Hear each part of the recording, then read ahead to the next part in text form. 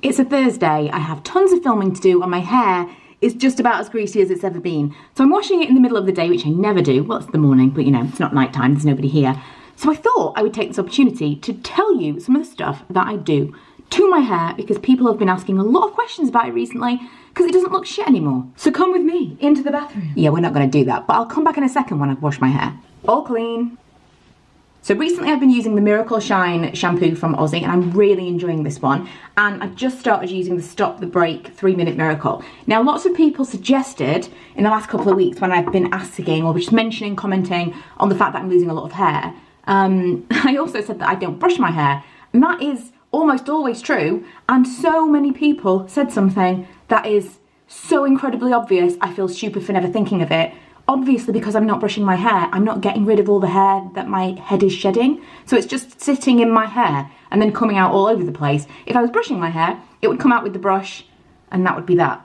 Why did I never even consider that that was the thing? The only other product that I've been using recently is this, which is the Mane and Tail Detangler. This was sent to me and honestly, it was huge, number one. This is massive. For a detangler, this is a really, really big bottle of stuff.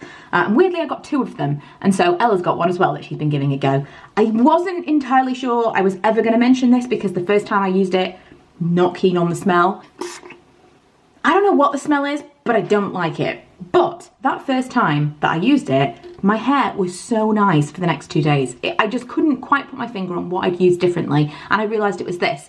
So I spritz this through my hair and then I just leave it to dry. Sometimes I'll loosely tie it up. I know that you're not supposed to do very much with your hair when it's wet because it's more weak.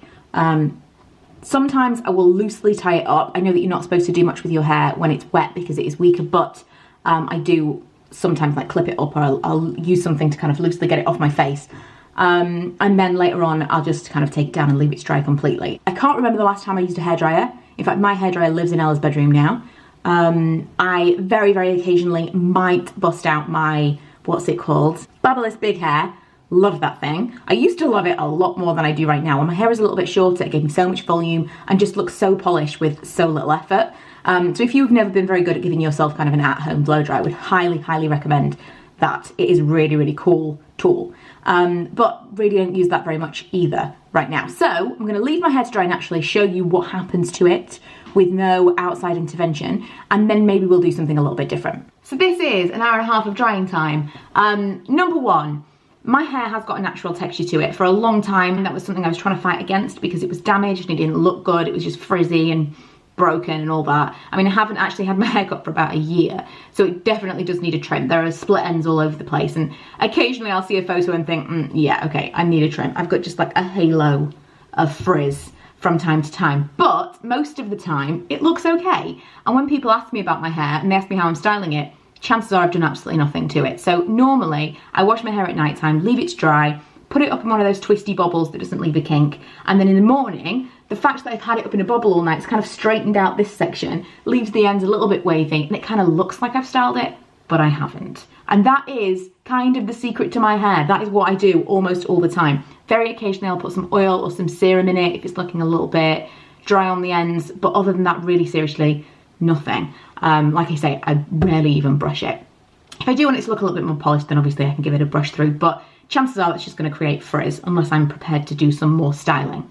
The only time that I actually do something to my hair, which is super rare, maybe like I would say less than once a month, I will curl it. So I'm going to show you now how I do that. So I decided to film this next part the next day so I could actually show you what my hair would have been like overnight, what it's going to be like when I take it out of this bun, and then how I would curl it, because usually I wouldn't wash and curl it within the same day. I do find that it will be a little bit more frizzy that way and not so easy to style. So this is my slept on hair once I've had it up in that bun. I'm going to just give it a brush through.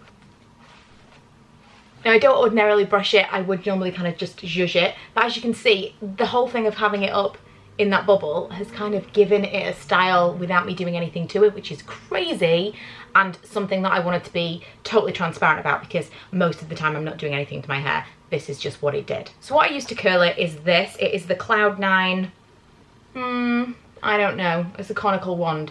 I don't know if it's got a particular name, but it's this. I use it on low. There's a little what sits down here where you can change what the heat setting is, and I always have it on low, and I pretty much just curl my hair with it. I don't do anything special. I don't necessarily curl every section. I don't section my hair to do it, but I try to kind of get it in chunks. Maybe I do the back, let's see how lazy I'm being, and then I brush it through. So I'll show you.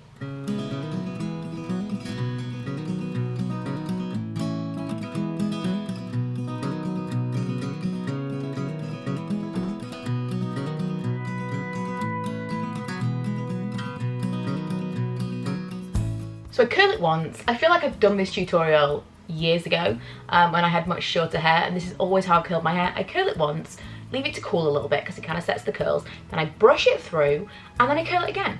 Instaglow CC creams from the Body Shop. I feel like my face still looks very glowy and nice.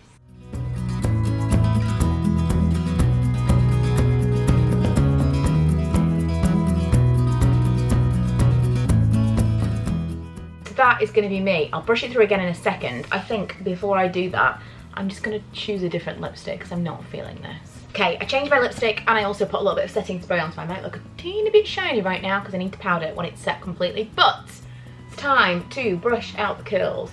Then I'm going to put a tiny bit of this oil, which is Mythic oil from L'Oreal, on my hands. Just like one pump. One pump's probably a little bit too much, to be honest, because the ends are the most dry. I'm just focusing on those to get the bulk of the oil. Look how bouncy it looks. And then I'm gonna just run some through with the lengths. Not too much because it can kind of ruin it. Probably could have done with like half a pump. And that is it. That's everything that I possibly would do to my hair. I mean, I might put it up. Most of the time I just do the whole kind of like scrunchie on top of the head thing. If I was gonna style it, this is how I would style it. But yeah, not very often. So hopefully, for those of you that wanted to know how I did my hair, at least the latter half of this and maybe some of the bits about the products were useful. But the main thing that I kind of want to get across in it is you watch a lot of people on YouTube, you see a lot of people kind of on TV or on the street, or you work with people, whatever, and you might think, oh my God, I love that person's hair, or oh my God, I love that person's skin, or their makeup looks really great. A lot of it is just going to come down to naturally what happens for them. A lot of things are just completely unattainable. I could look at someone with the most gorgeous, gorgeous curly hair, and I'm never going to have exactly that. Even if I had my hair permed, my hair would then be damaged. It would never look like that, and it's really difficult to try and replicate something that somebody else has naturally. And so the biggest thing that I've kind of learned getting older is to try and work with what you've got. And so I've let my hair grow out. I've stopped messing around with colour. I can't tell you I'll stop forever. I don't really want to do anything with it. I really like the colour that it is right now, but I always have those kind of itchy feet for changing my hair. So it's kind of amazing that I've left it this long. But that's the biggest thing that I've learned in recent years, is just grow it out and see what my hair does naturally and try and work with that. And that's been amazing. Since I started doing that, I have never had so many compliments on my hair, legit. That's the biggest thing. So although it's lovely, and thank you so much for those of you that have said you like my hair, it's not necessarily something that I'm doing to it, it's just what my hair is like. And for a very, very long time I was fighting it, and now I've embraced it and we're working together as a team. That would be my advice to you. Find the thing that your hair does the best and try and do that well.